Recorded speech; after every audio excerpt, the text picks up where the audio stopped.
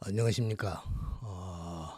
오늘은 17강 하나님이 시키신 일, 그 시키신 일을 자신의 삶으로 살아내신 그 대표자가 누군가.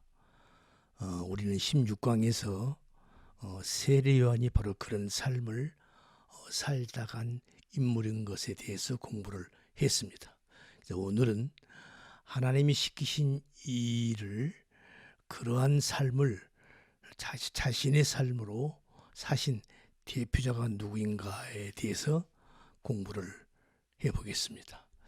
먼저 오늘 말씀을 드리기 전에 그동안 제가 제 자신의 개인적인 피치 못할 사정으로 방송을 한동안 하지를 못했습니다. 참으로 구독자 여러분들에게 죄송하고 민망하기 짝이 없습니다. 앞으로 가능하면 이런 일이 없도록 최선을 다할 것입니다. 구독자 여러분들께서 양지해 주시기를 바랍니다. 말씀하겠습니다. 그래서 그런 하나님이 시키신 일의 삶을 살아내신 그 대표자가 누구인가? 바로 그분이 예수 그리스도이십니다. 세상은 떡을 생명으로 여기지만 예수님은 하나님께서 당신 자신에게 시키신 일, 곧 그 말씀을, 하나님의 말씀을 생명으로 여기신 분이 바로 예수 그리스도이셨습니다. 마태복음 4장 4절에서 사람이 떡으로만 살 것이 아니요 하나님의 입으로 나오는 모든 말씀으로 살 것임이라 라는 말씀을 하신 것이 바로 그런 이유입니다. 바로 그 말씀이 예수님에겐 곧 생명이 되었던 거죠. 도대체 그 말씀이라는 게 뭔가? 그건 하나님께서 예수 그리스도에게 예수 그리스도의 삶을 의도하시고 계획하신 그 삶을 사는 것입니다. 바로 예수님에겐 바로 그것이 생명과 같은 것이었던 것입니다. 그래서 예수님은 이렇게 말씀하시죠. 요한복음 4장 34절에서요. 나의 양식은 나의 보내신 이의 일을 행하며 그의 일을 온전히 이루는 것이니라. 이렇게 지네들에게 말씀을 합니다. 그래서 바로 우리 성도도 마찬가지입니다. 우리도 세상 사람들처럼 떡이 우리의 생명이 아니라 바로 하늘의 것이 우리의 목적이 되어야 하고 우리 삶이 되어야 하는 것입니다. 그래서 이러한 예수님의 삶이 성도들에게도 요구가 되는 것이죠. 그래서 예수님은 당신의 제자들을 이 세상에 보낸다라고 말씀을 하신 것입니다.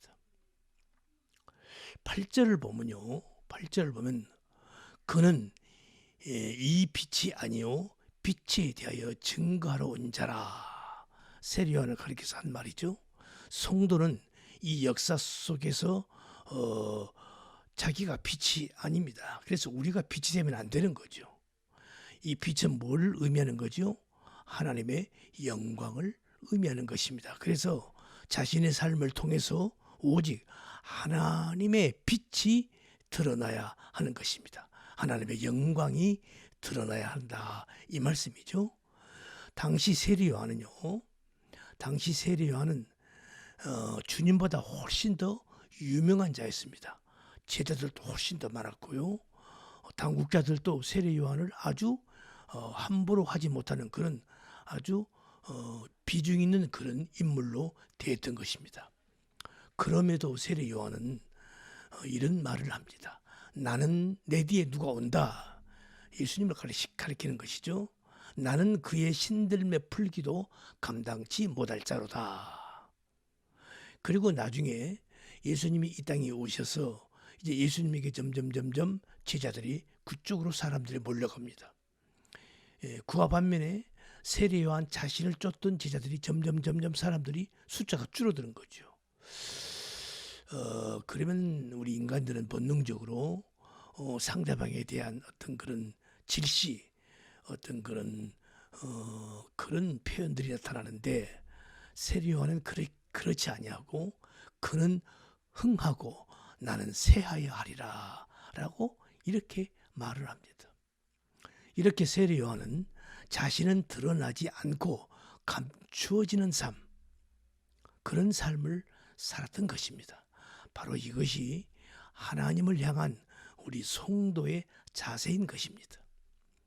그래서 우리가 교회에서 특별히 많은 사람에게 주목을 받는 자, 두드러지게 앞에 드러나는 자, 이런 자는 항상 이걸 염두에 두고 신앙생활을 해야 되는 것입니다.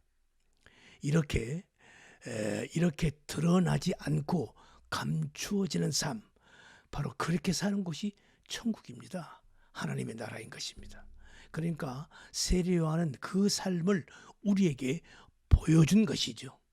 마치 신랑의 친구가 결혼식장에서 신랑보다 더 돋보이면 안 되지 않습니까? 그래서 세례 요한이 바로 그런 삶을 살았던 것이죠. 여러분, 세례 요한이 우리 보통 사람보다 특별한 사람이라고 생각하면 안 됩니다. 우리와 똑같은 성정과 감정과 그런 이성을 가진 자입니다. 우리와 똑같은 존재예요. 바로 이것은 이러한 성경의 기록은 우리 성도도 이와 같이 똑같이 세례 요한처럼 겸손의 삶을 살으라는 것이죠. 여러분, 아담의 죄가 뭡니까? 여러분, 아담은 자신에게 주어진 그 자리, 자신에게 주어진 그 위치에 만족하지 않고 더 높아지고 싶은 욕심을 따라서 자기 자리를 이탈한 것입니다. 그래서 선악과를 먹은 거예요.